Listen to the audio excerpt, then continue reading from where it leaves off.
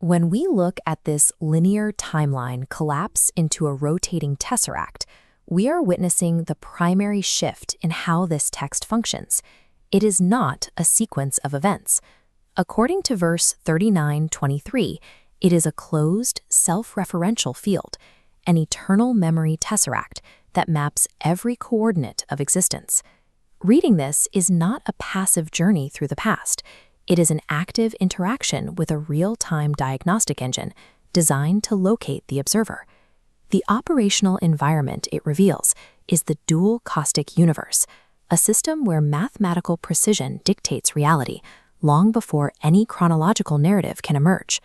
Approaching this structure through history is like trying to navigate a four-dimensional tesseract with a one-dimensional straight line. You will only ever see a fraction of the truth. To find our position in this geometry, we must perform a specific mathematical operation. We have to cancel time out of the equation. In verses 23:11 through 11:14, those within the fire misjudge their entire earthly duration as a single day or a mere part of a day. The text itself is declaring that duration is an unstable, unreliable metric for reality. Verse 57:20 defines life as a closed loop of growth and withering, like vegetation that flourished only to turn to straw. It is a sealed cycle, not an open-ended timeline. For this topological universe to function, for it to breathe, its underlying arithmetic boundaries must be mathematically sealed. Since time is merely a localized illusion, we have to map the arithmetic spine of the text to find the structural reality. The numbers in the text are not arbitrary markers of years or nights. They are load-bearing structural divisors that define the intersection of two separate fields. This pillar marks the two anchors of the system, the deterministic execution field, which we call D10, and the indeterministic memory field, I9. The red D10 anchor is built from verse 7:14-2, where 30 nights are completed by an added 10. This 10 acts as the term that closes the circuit of manifest action. The blue I9 anchor comes from verse 18:25, 300 years increased by 9. This 9 is the untouched remainder, the informational witness that persists outside of manifest action. If we isolate the macro field number shared between these two, the 300, we can see how the matrix locks mathematically. Dividing 300 by the 30-night appointment reveals 10, the D10 completion unit. Dividing 300 by 100 reveals 3. This represents the triple state, the interaction point where deterministic action and memory converge into a single trial. If we add the ninefold remainder to reach 309, then divide by that same triple state, we land at 103. That is the exact address of Surah al-Asr, the chapter of time itself. This arithmetic proves the narratives are not separate anecdotes. They are fractions of a single master matrix, engineered to perfectly close the topological loop. These 100-year isolations aren't just pauses in history. They are topological Faraday cages, chambers that stop the flow of worldly time so we can observe the fields in isolation. This cave chamber represents the internal isolation of verse 18:10.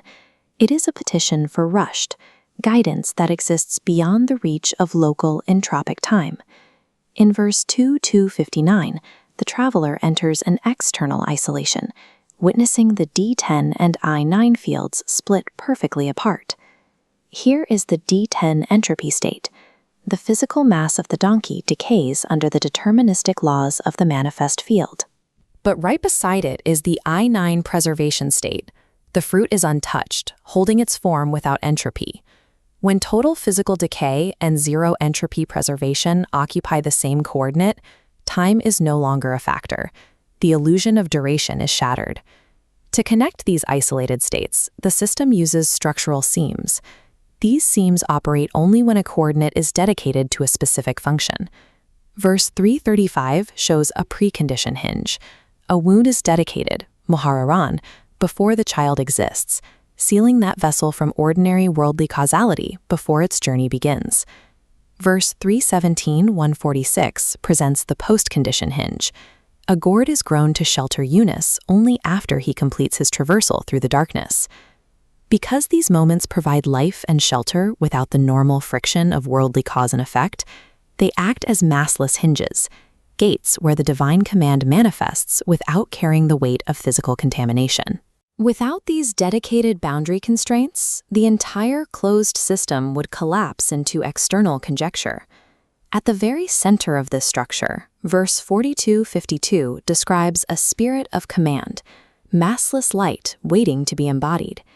This light is bracketed by a Mobius strip that proves the wave-particle duality of the text.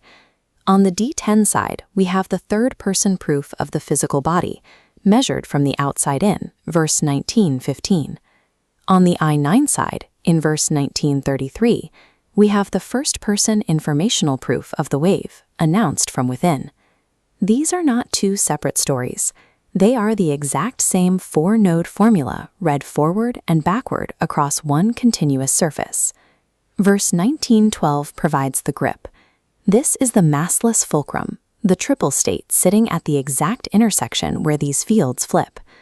To activate the first Muslim of verse 6163, the reader must grip this fulcrum, converting that massless light into manifest action. Action only exists when you force the intersection of deterministic execution and infinite memory. Within the dual caustic universe, you are not an observer watching from the outside. You are the localized coordinate where these cycles recur. Verse 19:7 establishes you as a fresh instantiation, a unique name within a system that has already turned its wheels. The total count of these cycles is sealed in verse 1822, yet verse 1984 confirms that the convergence of that count is absolute. Inside this field, there are only two postures. You either experience the count anxiety of the manifest field in verse 1819, or the absolute certainty of the return from verse 940. The chronological sum of time is irrelevant. The only operation that matters is recognizing which posture you occupy at this coordinate. This gauge represents the state of the momeen in verses 1866 and 67, a state that is safe and accepted, but statically trapped within the manifest field. By petitioning for rushed, by requesting the maturity of understanding described in verse 1810, the system undergoes a phase transition. The red, volatile energy of manifest action converts into the smooth traversal of the foremost. This petition is the mechanism that breaks the ceiling, moving the reader from the anxiety of the count to the certainty of the integral. The arithmetic locks, the topology breathes, the reader grips. Use your reasoning to recognize the pattern. Wake up from the dead mass of conjecture and activate the circuit. The question is not when history will end. The question is when you will finally activate the grip.